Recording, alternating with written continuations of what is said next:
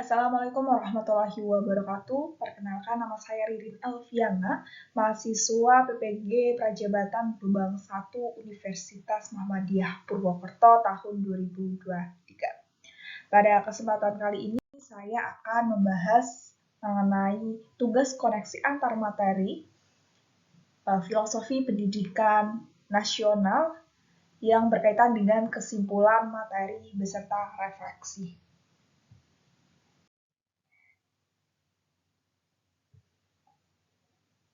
Pendidikan sebelum kemerdekaan.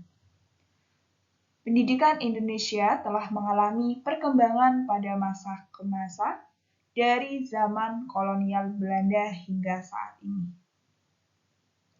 Sebelum kemerdekaan, tidak semua orang memiliki hak untuk mengenyam pendidikan. Pendidikan saat itu hanya diperuntukkan bagi orang-orang tertentu seperti pegawai pemerintahan Belanda. Selain itu, pada tahun 1854, terdapat Sekolah Bumi Putra yang terdiri dari 3 kelas dan hanya terfokuskan pada kegiatan belajar mengajar seperti membaca, menulis, dan menghitung secara dasar. Artinya, orang-orang yang diberikan kesempatan untuk mengenyam pendidikan hanya dimanfaatkan sebagai pekerja untuk mengembangkan perusahaan atau perdagangan Belanda. Kemudian pada tahun 1922 terjadi perubahan yang dilakukan oleh Ki Hajar Dewantara, yaitu dengan mendirikan sekolah taman siswa yang menjadi gerbang emas dan kemerdekaan serta kebebasan kebudayaan bangsa. Di sini kita dapat melihat terdapat keinginan kuat untuk memerdekakan pendidikan pada saat itu. Pendidikan yang merdeka sudah ada sejak zaman dahulu sesuai dengan prinsip Ki Hajar Dewantara, yaitu Tutwuri Handayani. Kemudian setelah kemerdekaan terjadi usaha untuk meningkatkan pendidikan di Indonesia. Kemudian pada tahun 1998 hingga tahun 2006 terjadi reformasi kebijakan baru bersifat revolusioner dengan penggunaan kurikulum berbasis kompetensi atau KBK. Pada tahun 2006 hingga tahun 2020,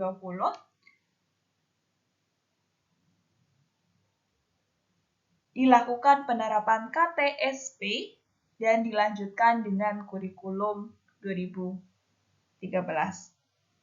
Dan yang terakhir pada tahun 2020 hingga sekarang, pada saat itu terjadi adanya pandemi di Indonesia, sehingga mengakibatkan perubahan sistem pendidikan yang mengubah kurikulum menjadi kurikulum merdeka.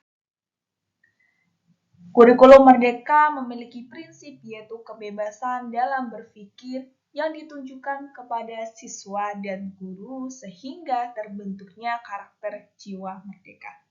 Pada kurikulum ini, peserta didik dan guru diberikan kebebasan untuk mengeksplorasi pengetahuan melalui lingkungan sekitar.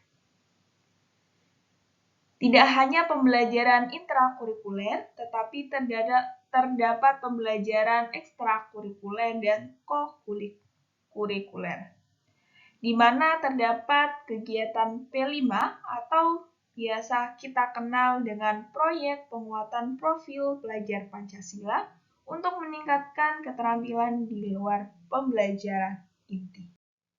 Nah, kemudian untuk refleksi sendiri, setelah saya mempelajari topik ini, saya memiliki pemahaman mengenai sejarah dan perjalanan pendidikan di Indonesia, baik sebelum dan sesudah kemerdekaan.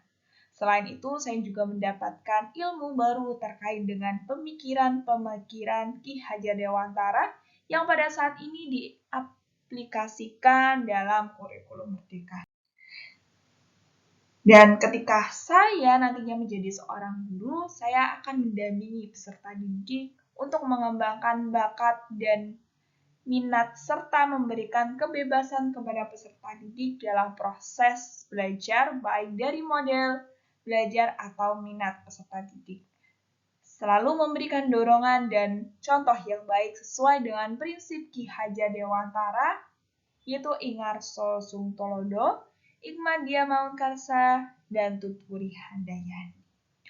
Mungkin sekian saja. Terima kasih. Wassalamualaikum warahmatullahi wabarakatuh.